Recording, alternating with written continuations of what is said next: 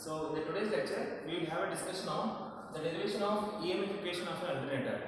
So in the previous lecture, already we have discussed that the working principle of an alternator. Alternator means what? Which converts the mechanical energy into electrical energy.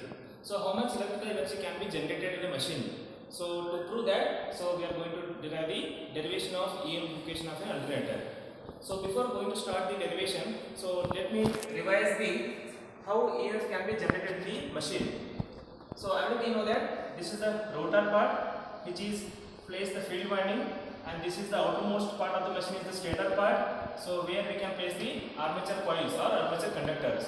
So whenever this field winding is energized by giving the separate DC supply, so this shaft of the alternator is connected to the external prime mover. So whenever the prime mover starts rotating, so this rotor is also rotating. So already these poles are magnetized by giving the DC supply. So whenever this magnetic flux links with the stationary armature conductors which are placed on the stator part, so according to the Faraday's electromagnetic induction, an EMF is induced in the machine. Means an EMF is induced in the armature conductor. So that EMF will be taken out from the machine. So in the today's lecture, we are deriving how much EMF can be generated in a machine. Now let us begin the derivation. So first I will consider Z. So Z is the total number of conductors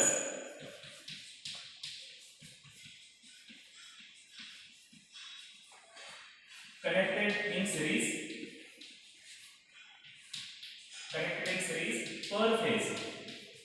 So I am taking per phase because we know that the armature conductors are connected in star. Means there are 3 phases in star or 3 phases in delta. So that's why, so let me consider the total number of conductors connected in series per phase. But remember that the total number of phases will be 3 in 3-phase alternator. And the second parameter is pi indicates the flux per pole. The unit of flux will be in Weber, and F will be the frequency of induced EMF.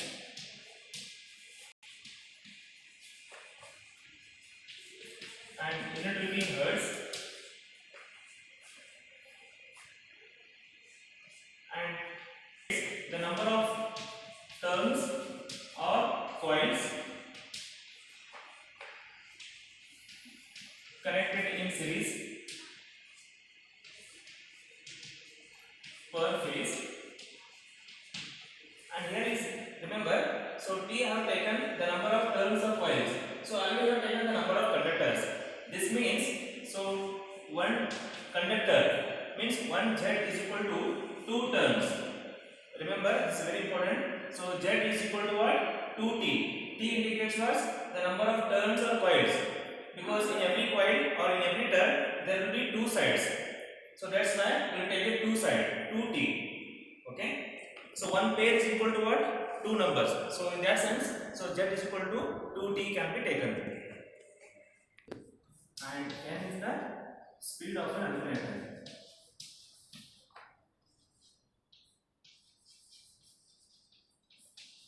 The unit will be in RPM, that is revolutions per minute. So now in the first step, so we will discuss that. So how much EMF is induced in one conductor, one stationary coil, and after that we will consider the total number of conductors. Okay. So average EMF induced in one conductor or coil is given by, so as you know that according to the Faraday's electromagnetic induction,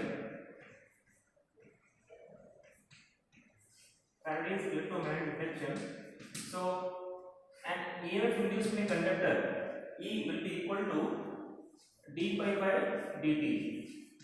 So here d pi indicates there is a change in flux. In this case, we will take 1 for 1 revolution divided by dt means the time taken to change in one revolution.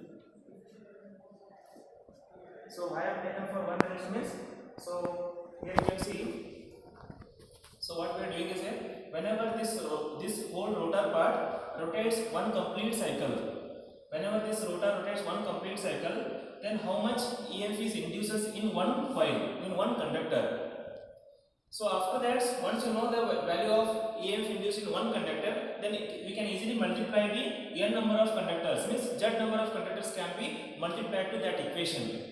So what I am saying is, so total flux produced in one conductor when rotor rotates in one complete cycle.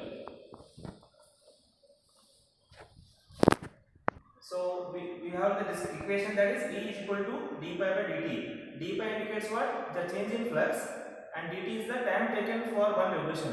So it means that, so d pi is equal to what? So how can you write the d pi equation? Change in flux. The change in flux depends upon two parameters.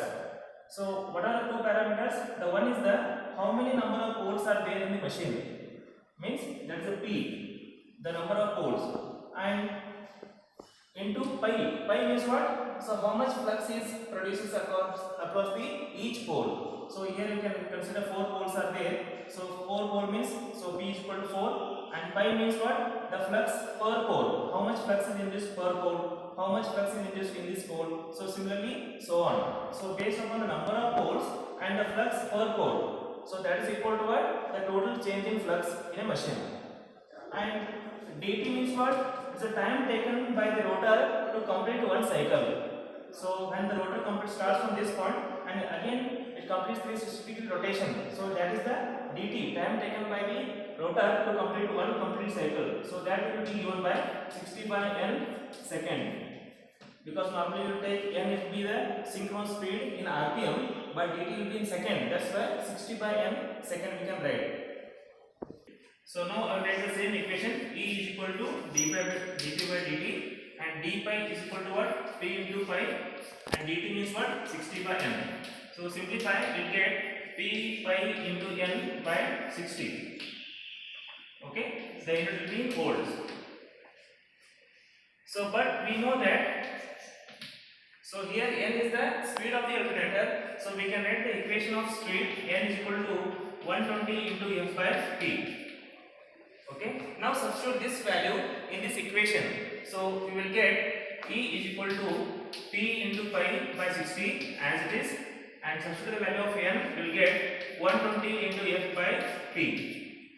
So P will be get cancelled, so 61 and 62. So we will get the remaining terms 2f into pi. So this values indicates what? 2f pi volts indicates it is the EMF induced in one conductor when the rotor completes one complete rotation. So now, so average EMF induced in one conductor will be equal to 2f pi volts. The same thing I written, average EMF induced in one conductor will be equal to 2f pi volts. So now similarly, so in the machine we have Z number of conductors, because how many number of slots are there, and in each slots the conductors are placed, so Z number of conductors should be used. So now we can multiply, if Z number of conductors are used in the machine,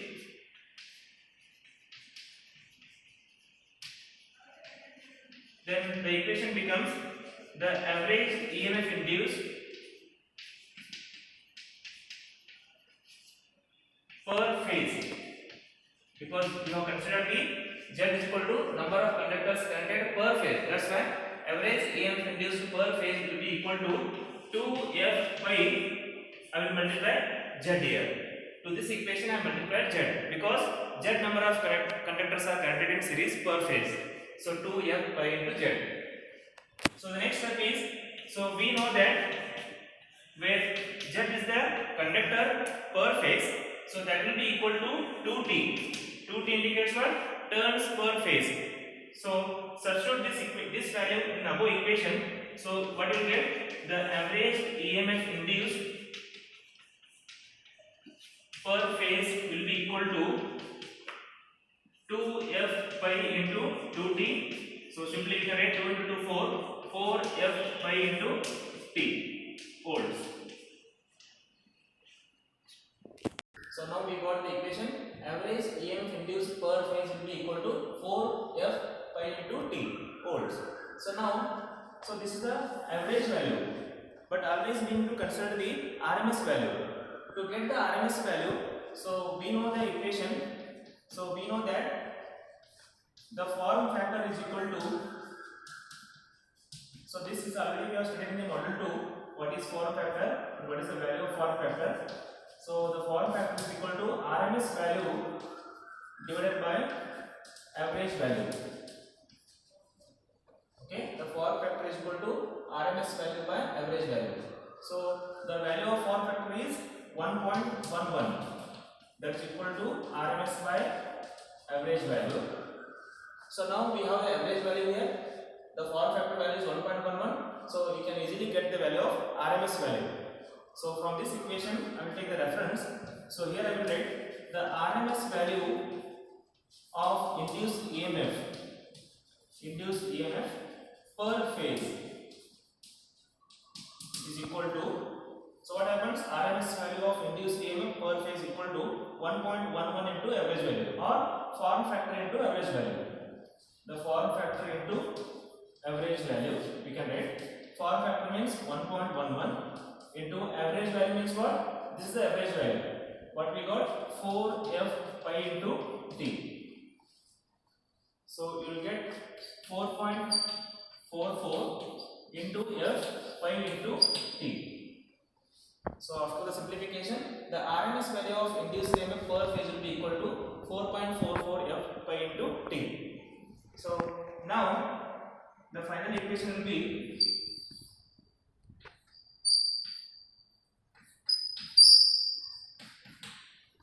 EPH is equal to 4.44 into f into pi into t into kp into kd.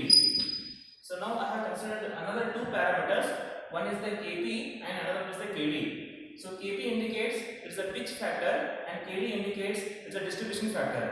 So in the next lecture I will explain what is kp and kd, why we should take the kp and kd in the EMF equation. Okay.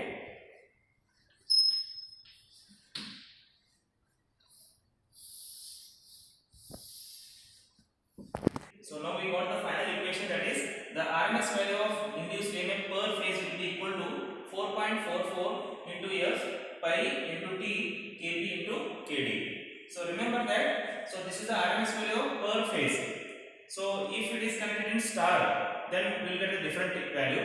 If it is connected in delta, we will get different, because so we know that if the winding is connected in star, so the value will be EL, the line voltage will be equal to √3 times phase voltage.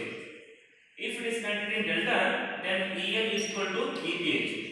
So that's why if an alternator is connected in delta type stator winding, in that case the EPH, this value can be taken as EL, because the total output what we have taken here, that is the line voltage, not phase voltage. So this is a EPH means what? It is a total, it is an average RMS value of an induced EMF per phase. So similarly we have three phases. So that's why if it is star connected, then the line voltage will be equal to √3 times the phase voltage. That value should be considered. So this is the final equation of EMF equation of an alternator. But in the derivation, so this diagram I used to just to understand how the equation can be written in the EMF equation. But this is not necessary to write in the exam.